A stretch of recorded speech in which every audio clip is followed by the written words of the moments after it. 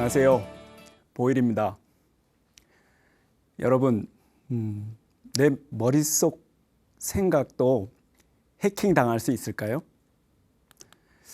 지금 누군가가 내 마음이나 생각을 엿보거나 훔칠 수 있다면 어떨까요? 내가 그 사람을 좋아하는지 싫어하는지 또는 나의 은행 계좌 비밀번호 같은 중요한 정보들을 알아낼 수 있다면요. 섬뜩한가요? 공상과학 영화 이야기가 아닙니다. 최근 신경과학하고 뇌과학의 연구성과에 그 디지털 기술을 접목해서 인간의 지능을 저장하고 이식하려는 기술이 개발 중에 있습니다. 대표적으로 UC 버클리 대학 연구팀에서는요, 아주 흥미로운 실험을 했습니다.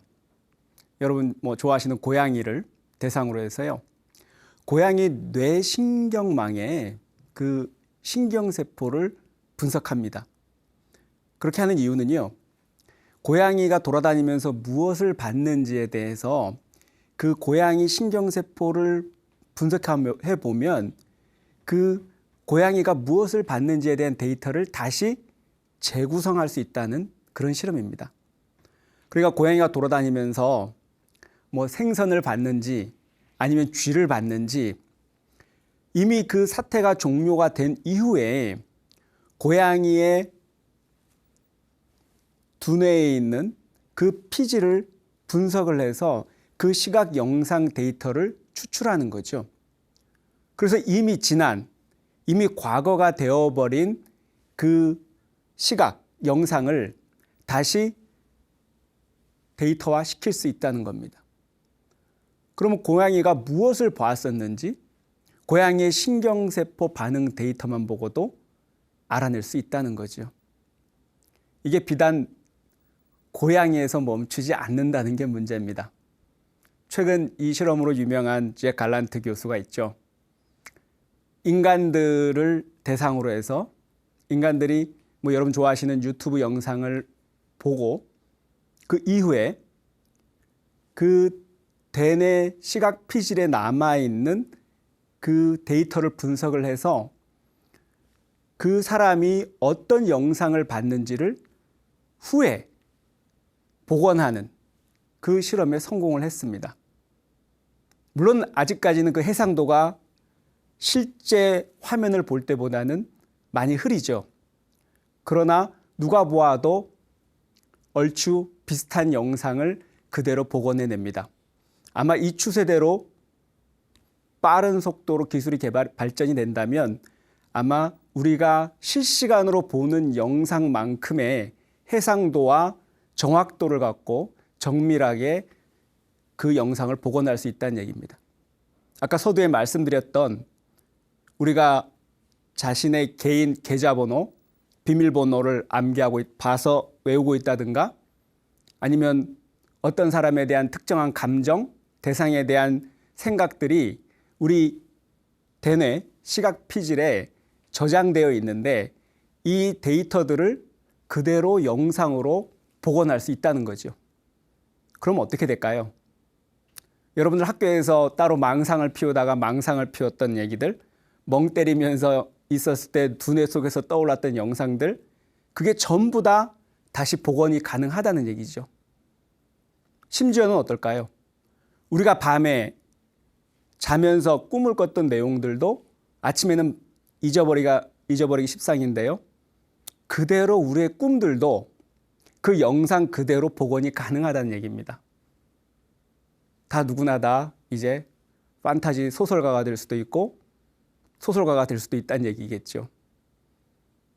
한편으로는 재밌기도 하지만 한편으로는 무섭기도 합니다.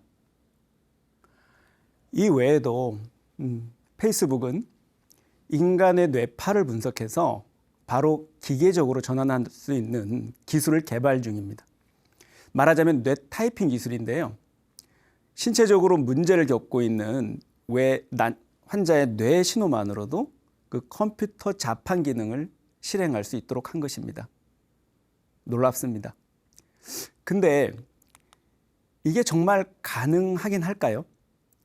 인간과 기계 사이를 있는 기술이 비약적으로 발전하고 있습니다.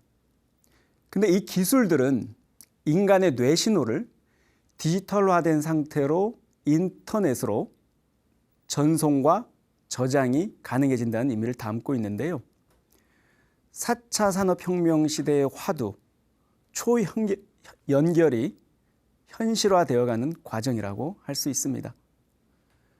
인간의 뇌 신호가 인체 외부에 인공지능 로봇을 작동시키는 신호로 기능하고요.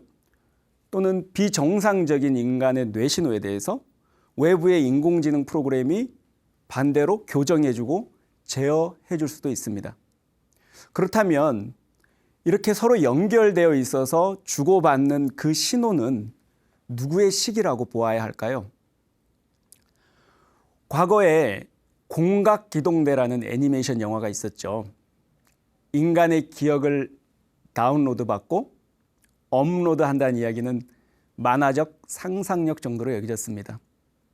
그런데 지금 그 아이디어들이 다양한 연구와 실험을 통해서 실현되어 가고 있습니다. 이쯤 되면 우리는 다소 혼란스러워지기 시작합니다. 다양한 의문도 생기고요. 인공지능도 인간처럼 온전히 인식작용을 할 수 있을까? 만약 인식작용을 정상적으로 할 수 있다면 그것을 인공지능에도 식이 있다고 할 수 있을까요? 인공지능도 인간처럼 식이 있다면 불성이 있다고도 할 수 있을까요? 쉽지 않죠. 어느 날 한 수행승이 조주선사를 찾아와서 묻습니다. 개에게도 불성이 있습니까? 없습니까? 하니 조주선사께서 있다고 대답을 합니다. 다른 날에는 다른 제자가 개를 안고 와서 조주선사에게 묻습니다. 개에게도 불성이 있습니까? 없습니까? 조주선사가 이번엔 없다고 대답합니다. 선문답입니다. 여러분이라면 이 질문에 뭐라고 대답하실 건가요? 이 이야기는 중국 당나라 시대 조주 종심선사와 제자 사이에 이루어진 문답입니다. 굿자 무불성 화두라고도 하죠. 이 내용은 훗날 중국 남송 중기 임재종에 속하는 그 무문 회계 스님의 무문관이라는 선어록에 실려 있는 내용입니다. 무문선사는 성가 공안 중 48칙을 뽑아서 평과 설명을 붙여 이 무문관을 엮으면서 굿자 무불성 화두를 제1칙으로 꼽습니다. 이 질문을 현대적으로 다시 한다면 인공지능에도 불성이 있습니까? 하고 묻지 않을까 합니다. 어느 날은 저도 해인사 승가대학에서 수업 중에 학인 스님들에게 같은 질문을 해보았습니다. 어느 한 학인이 대답하더군요. 질문이 잘못되지 않았나요? 라고요. 제 생각엔 인공지능에도 불성이 있나요가 아니라 인공지능도 불성을 가지게 될까요? 라고 해야 맞는다고 생각합니다. 학인 스님이 이렇게 눈빛을 반짝이며 물어오더라고요. 반문이 제법 날카로웠습니다. 그렇습니다. 부처님 가르침대로라면 고정적이고 확정적인 존재는 없습니다. 모든 존재와 현상은 원인과 조건에 의해서 생성되고 지속되고 변화되고 소멸을 반복합니다. 다만 그렇게 변화하는 흐름 속에서 모든 존재는 무언가가 되어갈 뿐인 거죠. 여기서 당장 우리가 인공지능 로봇에게 불성은 있다, 없다, 선언하는 것이 그 자체로 어떤 의미를 갖지는 않을 겁니다. 불성이 있든 없든 그러든가 말든가 인공지능 개발은 진행되고 있고 계속될 겁니다. 결국 언젠가는 던지게 될 질문입니다. 현재 인공지능 로봇에 불성이 없다고 하면 인공지능은 영원히 기계로만 머물게 될까요? 있었던 불성도 사라지는데 없던 불성은 왜 생겨날 수 없는 걸까요? 불성을 말하면서 우리가 빼놓을 수 없는 것이 일천재라는 개념입니다. 대반결 열반경에 따르면요, 모든 성근을 끊어 없애고 본심이 그 어떤 서법과도 연결되지 않으며 조금도 선한 생각을 일으키지 않는 자, 이러한 자를 일천재, 즉 불성이 없다고 설한다. 이렇게 나오고 있습니다. 유정중생일지라도 불성이 없는 존재가 될 위험성을 경고하고 있는 것입니다.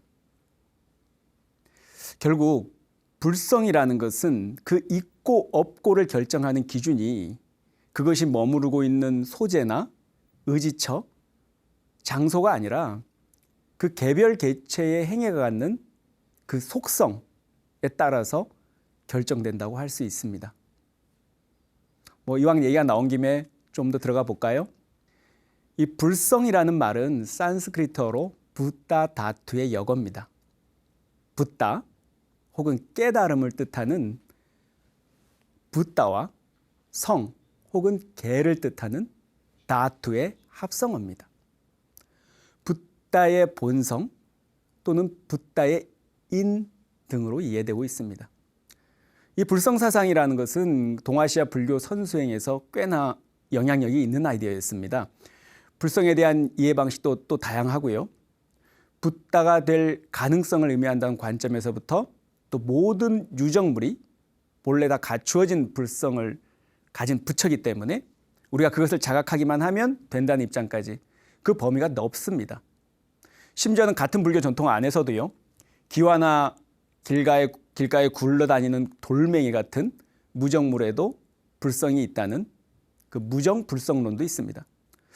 관점이 다양하다는 것은 해석의 여지 동안 다양하다고 할 수 있죠. 하지만 오늘 강연에서는 불성을 이 붓다가 될 가능성이라는 이해 속에서 이야기하겠습니다. 인공지능 하면 의뢰 기계를 떠올리게 되죠. 그리고 그 반대편에 생물로서의 인간을 대립시키게 됩니다. 인간 대 기계, 이 양자 구도로 양자를 비교하기 전에 이런 질문을 해보죠. 과연 우리 인간 속에는 그 기계적 요소가 없을까요? 사실 무정물과 유정물의 경계는 그렇게 일직선으로 반듯하게 자른 듯이 나누어지진 않습니다. 단순히 생명이 있고 없고를 따라서 구분을 시도한다고 하더라도 생명이 무엇인지에 대한 개념이 우선돼야 되기 때문이죠. 하지만 이 작업이 만만치가 않습니다. 우선 최근 유전자 과학기술 탄생으로 황금기를 맞이한 그 분자생물학의 관점에서 한번 볼까요? 분자생물학에서는 생명을 자기를 복제하는 시스템이라고 이해합니다. 즉 생명체란 마이크로 부품으로 이루어진 플라스틱 조립식 장난감이라고도 이해할 수 있습니다. 다시 말해 분자 기계에 불과하다는 관점으로까지 확대될 수 있습니다. 이에 앞서 루돌프 쉔하이머는 생명에 대해서 이렇게 얘기합니다. 단순한 조립식 부품을 합친 것이 아니라 그 부품 자체가 어떤 역동적인 흐름 안에 존재하는 것이다 라는 독창적 견해를 제시합니다. 예를 들어서 우리가 섭취한 음식물이 분자 형태로 체내에서 고루 퍼지고 머물다가 변화하고 배출되는 과정을 쉔하이머는 증명해냅니다. 그 흐름의 진행 과정에서 우리의 몸은 유지되고 존속됩니다. 즉 우리의 몸이 고정적 실체로서 육체가 아니라 분자의 흐름이 만들어낸 효과에 의해 실제하는 것처럼 보일 뿐이지 사실은 그 역동적인 흐름 그 자체라는 거죠. 그럼 그 우리 몸에서 그 흐름을 만들어내는 기본 단위라고 하는 DNA는 뭘까요? 여러분들 학교에서 많이 배우셨을 테지만 DNA는 서로 역방향으로 꼬인 리본 모양을 한 구조로 이루어져 있습니다. 흔히 말하는 유전자 정보는 이 나선 모양의 필름에 새겨진 암호라고 할 수 있습니다. 그 두 가닥의 DNA 사슬이 서로 보완하면서 자신을 복제해 나갑니다. 우리의 유전 정보라는 게 그 DNA 분자 내부에 보존되어 있는 거죠. 결국 생명이란 여러 부품이 모여서 만들어진 구성물의 단순한 총합이 아닙니다. 바로 그 구성물 분자의 흐름이 유발하는 효과라고 할 수 있습니다. 그 흐름 자체가 바로 살아있다는 증거인 셈이죠. 또 다른 관점을 한번 살펴볼까요? 세계 최초로 인간 유전체 지도를 완성한 제이 크레이그 벤터라는 사람이 있는데요. 이분은 지난 2010년 유전체 합성과 인공생명 연구를 끊임없이 거듭했습니다. 결국 최초의 합성 생명을 만드는 데 성공하지요. 그의 연구팀은 그 과정에서 살아있는 그 이중 나선 구조의 DNA 정보를 컴퓨터로 디지털화 시킬 수 있게 됩니다. 이게 무슨 얘기냐면 디지털을 통해서 우리 몸에 우리 인간의 유전 정보 전체를 인터넷으로 전송하고 또 그 속에서 다시 재합성할 수 있게 된 것입니다. 한마디로 DNA가 생명의 소프트웨어가 되는 셈이지요. 최근에 이 제이 크레이그 벤터는 자신의 디지털화된 자신의 유전 정보를 우주로 계속 전송하고 있습니다. 왜냐하면 그 주장이 매우 흥미로운데요. 화성 탐사선에 DNA 서열 분석기를 가져갈 수 있다면 화성 생명체의 DNA 정보를 다시 전자기파 형태로 지구로 전송하고요. 지구에서 또 그 정보를 바탕으로 해서 화성 생명체를 탄생시킬 수 있다고 주장합니다. 놀라운 상상력이죠. 문제는 그 상상력이 터무니없지 않다는 사실이 우리를 더욱 당혹스럽게 하죠. 그렇다면 결국 생명의 본질은 정보가 되는 것일까요? 그 생명의 탄생은 윤회 속에 있는 것일까요? 그리고 그 생명에도 불성이 있다고 봐야 할까요? 그렇다면 불교는 이렇게 생물과 무생물, 유정물과 무정물, 생명과 기계를 어떻게 볼까요? 이 둘을 서로 구분할 수 있다면 그 기준은 뭘까요? 생명체만의 고유함이라는 게 있을까요? 우리 불교 전통 안에서도 인간 의식의 흐름과 마음의 구조에 대해서 집요할 정도로 오랜 시간 천착해온 전통이 있습니다. 바로 아비달마 전통입니다. 그 주요 논서인 구사론을 보면요. 생물과 무생물을 분류하는 특별한 법이 있다고 소개합니다. 이것을 중동분이라고 제시합니다. 즉 수많은 각각의 생명체들끼리 서로 유사하게 만드는 요소가 존재한다는 거죠. 갖가지 유정물들이 유정으로 알려지는 것은 그것을 유정이게끔 하는 어떤 보편적인 힘이 작용하고 있기 때문이라는 겁니다. 이를테면 인간이 살아가다가 어느 순간에 갑자기 개나 고양이로 변할 수는 없습니다. 바로 이 중동분이라는 힘이 작용하기 때문이라고 설명하죠. 인간에게는 생물로서의 고유한 증거가 있기 때문에 생물이고 인공지능에는 그것을 갖지 못하기 때문에 무생물이라는 겁니다. 그 고유한 정보를 유전 정보 절달 물질, DNA가 되든 RNA가 되든 알 도리가 없습니다. 비록 그 기준에 대한 명확한 설명은 없지만 생물답게 하는 요소는 존재한다고 보는 것이죠. 물론 불교의 지적 전통 속에서 이 중동분이 실제로 존재하는 것인가에 대한 반론 또한 있습니다. 세친과 더불어 그 공사상에 대한 기반한 대승불교 전통에서도 그 생물과 무생물의 차이를 구분하는 어떤 기준 제시가 이건 또 다른 실체화다라고 비판하기도 합니다. 어쨌든요. 부처님께서는 쌍유따니까에서 이렇게 말씀하셨습니다. 수행승들이여, 오는 내 것이 아니며 내가 아니며 나의 자아가 아니라고 관찰해야 한다 라고 설하셨습니다. 생명체 내부에 생명의 핵심이라고 할 만한 실체는 없습니다. 다만 모든 존재는 그 요소의 잠정적 일시적 집합에 불과한 것이죠. 불교의 생명관을 이렇게 정리한다면 분자생물학이 지금까지 밝혀낸 생명관과 서로 공통된 시각으로 좁혀감을 알 수 있습니다. 결국 인간과 기계의 경계는 우리의 일반적인 상식보다는 훨씬 더 모호하고 뭐라 단정짓기 어렵습니다. 그렇다면 그 모호함 속에서 불성을 유정물이든 무정물이든 간에 특정 개체에 전속적으로 규정하는 것이 과연 올바른 이해일까요? 제가 볼 때는 바로 이 지점이 앞으로 다가올 인공지능 로봇, 또는 유전자 과외기술을 통한 유사 인격체들과의 공존에 대해서 논란이 분분한 이유가 되리라고 봅니다. 결국 다시금 인류의 오래된 질문들을 하게 되는데요. 과연 인간이란 무엇일까요?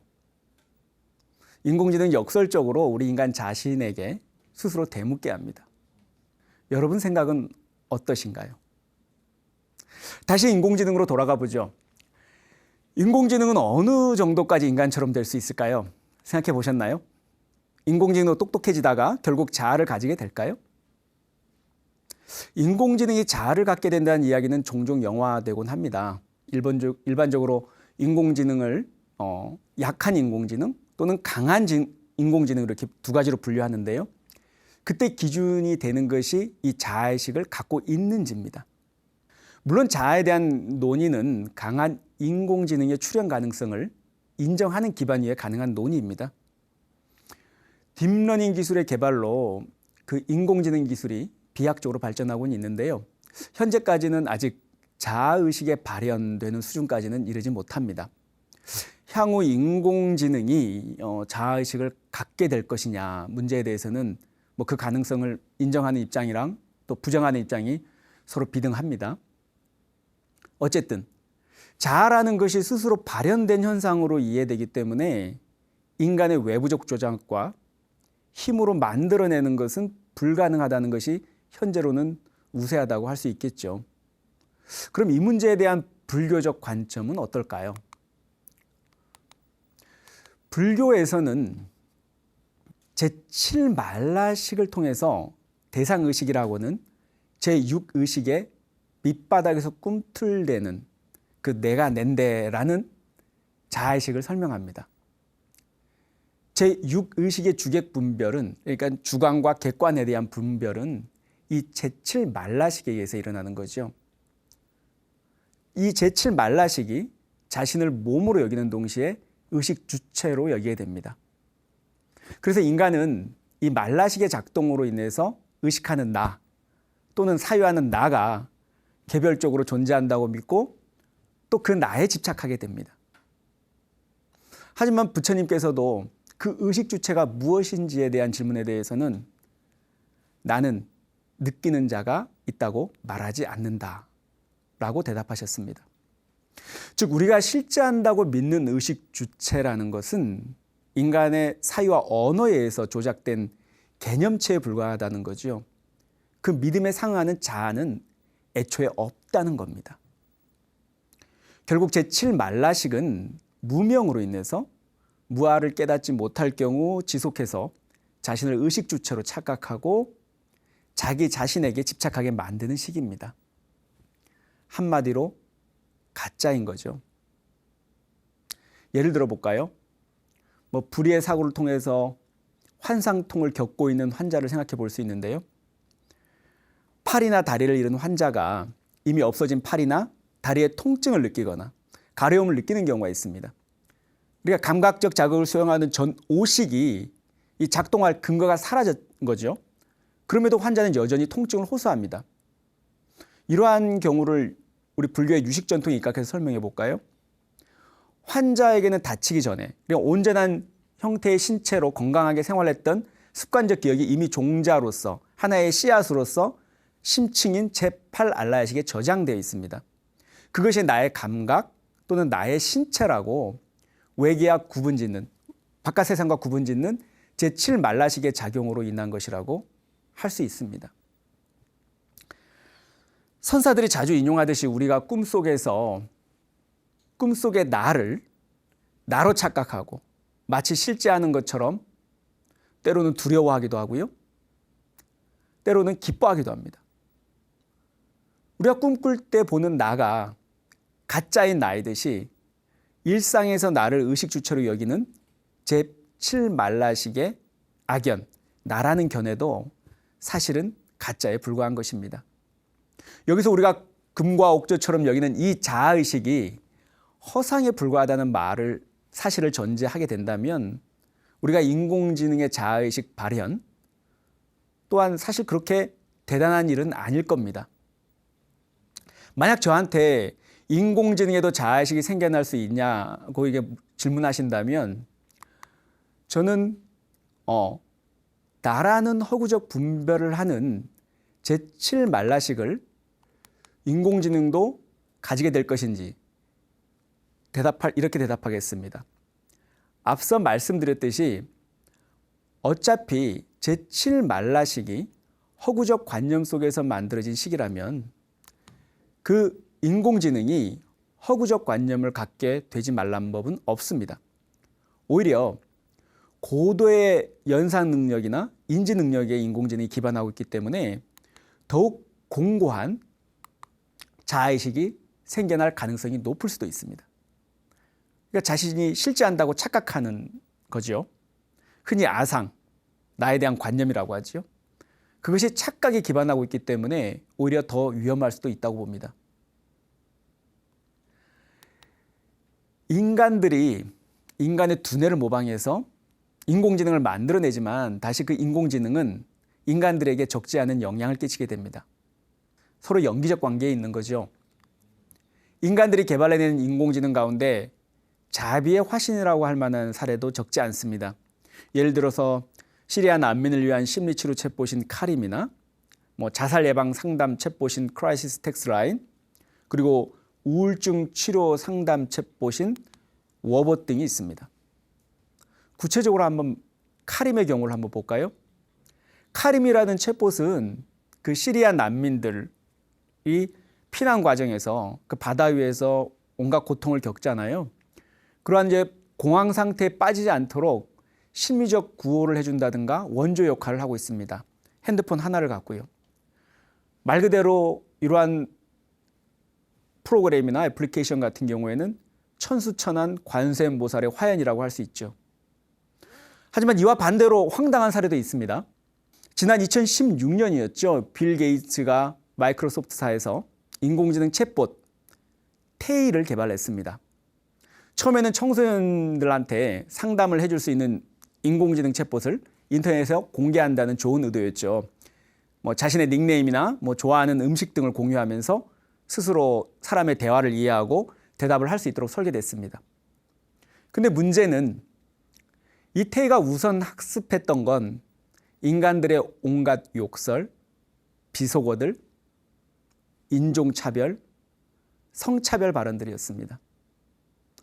왜냐하면 인종차별주의자들이나 그 편향적 가치관을 가진 사람들이 의도적으로 이런 부정적인 언어를 인터넷상에서 반복적으로 주입해서 테이가 그걸 학습하도록 만들어버린 거죠. 결국 이 테이는 출시 하루 만에 서비스가 종료되고 맙니다. 이뿐만이 아닙니다. 이러한 사례 같은 경우에는 원인이라도 규명할 수 있죠. 다음 사례는 더욱 심각합니다. 여러분들 잘 아시는 인터넷 온라인 서적을 판매하는 아마존이라고 있죠. 지금 4차 산업혁명 시대의 절대 강자라고도 하고요. 지난 10년간의 데이터에 기반해서 이 아마존은 새로운 인공지능 채용 시스템을 도입했었습니다. 문제는 이 인공지능 채용 시스템에서 추천한 지원자가 대부분 남자였다는 사실이었습니다. 다시 말해서 이 시스템에서 여성보다 남성 지원자를 인공지능이 더 선호하는 패턴이 발견된 겁니다. 아마존사는 이제 심각한 여성차별 문제가 언론으로부터 제기되기도 전에 아마존 스스로 이 프로젝트를 즉각 폐기합니다. 인공지능이 그렇게 편향된 선택을 하게 된 정확한 원인은 아직도 밝혀지지 않았습니다. 단지 추측만 할 뿐입니다. 다시 말해 이 인공지능 시스템이 도대체 어떤 방식으로 그 일을 처리했는지 알 수가 없다는 뜻입니다. 좀 섬뜩하죠? 초발심 작용문에 이런 말이 나옵니다. 소가 마신 물은 우유가 되고 뱀이 마신 물은 독이 된다. 잘 아시죠? 인공지능도 인간의 마음이 그대로 투사되는 거울이라고 할 수 있습니다. 괴물이 될 건지 관세음보살의 화신을 만들어낼 건지는 결국 우리 인간의 마음에 달려있다고 할 수 있겠습니다. 자, 이렇게 해서 오늘 쭉 얘기를 나눠봤는데요. 좀 마무리를 해볼까요? 4차 산업혁명 시대의 과학기술, 뭐 지금 몇 가지 사실을 들지 않아도 우리의 기존 상식을 마치 비웃기라도 하듯이 이미 저 멀리 앞서 나가고 있습니다. 꼬리조차 보이지도 않고요. 어디로 질주하는지 알 도리가 없습니다. 무상한 존재인 나라는 존재와 마찬가지로 인공지능도 또한 어떤 완성된 존재라고 할 수 없습니다. 시대와 집단 그리고 개인의 욕망에 따라서 끊임없이 변모해왔고 앞으로도 계속 진화를 거듭할 것입니다. 그 옛날 개에게도 불성이 있습니까? 라는 질문에 조주 스님께서 없다 또는 있다 라고 대답했던 구자 무불성 화두의 의미가 4차 산업혁명 시대에는 어떻게 다가올까요? 제가 볼 때는 불성이 있다 없다가 문제가 아니라 불성이 있는 존재가 되기로 변모되어야 할 듯합니다. 미래 사회의 인공지능 로봇과 인간의 정체성이 어떤 식으로 규정될지 그리고 어떻게 변화할지 쉽게 단정 지을 수는 없습니다. 인공지능은 우리 자신을 비춰볼 수 있는 훌륭한 자화상이자 거울이라는 사실은 분명하고요. 이제 이 인공지능은 날로 발전하고 있고 이미 우리 일상 속으로 계속해서 파고들고 있습니다. 이 인공지능은 인간들이 보지 못했던 것을 보게 하고 듣지 못했던 것을 듣게 하고 또 이동할 수 있게 하고 또 만들게 만들고 있습니다. 인간과의 구분이 힘들어지거나 또는 인간보다 더 인간적인 그리고 인간보다 더 능력 있고 매력적인 인공지능 로봇의 탄생도 머지않아 보입니다. 어떤 인간은 축생만도 못하게 날로 흉포해지지만 인공지능 로봇이 인간보다 더 숭고한 감정과 지성을 갖게 되는 경우를 생각해 볼 수도 있습니다. 그런데도 인간은 그저 인간 중심적인 관점에서 인공지능을 인간에 종속시켜 이해하려 들 것입니다. 여기서 자연스럽게 떠오르는 질문이 있습니다. 여러분, 과연 인간답다는 것은 무엇일까요? 그리고 생명은 무엇일까요? 인간과 기계의 차이점이라는 경계가 모호해지기 시작하면서 역설적이게도 새삼 나는 누구인가 또는 무엇인가라는 화두가 떠오릅니다. 우리가 주의를 기울여서 봐야 할 것은 불성이 머무는 소재가 아니고 그 불성 자체가 흐르는 모습이라고 할 수 있습니다. 사라질 수도 또는 새로 생겨날 수도 있는 그 유동적이고 역동적인 그 흐름 말입니다. 철학자 비트겐슈타인은 그의 논리 철학 논고에서 이렇게 말했습니다. 세계는 사실들의 총체이지 사물들의 총체가 아니다. 이 세상 모든 것을 이루는 것은 고정적이거나 확정적인 상태로 존재하는 것이 아니라 끊임없이 변화하면서 비영속적인 상태로 배열되는 그 사실들이 세상을 이룬다는 말입니다. 여러분은 이 견해에 동의하시나요? 오늘 강연 여기까지 마무리하겠습니다. 감사합니다.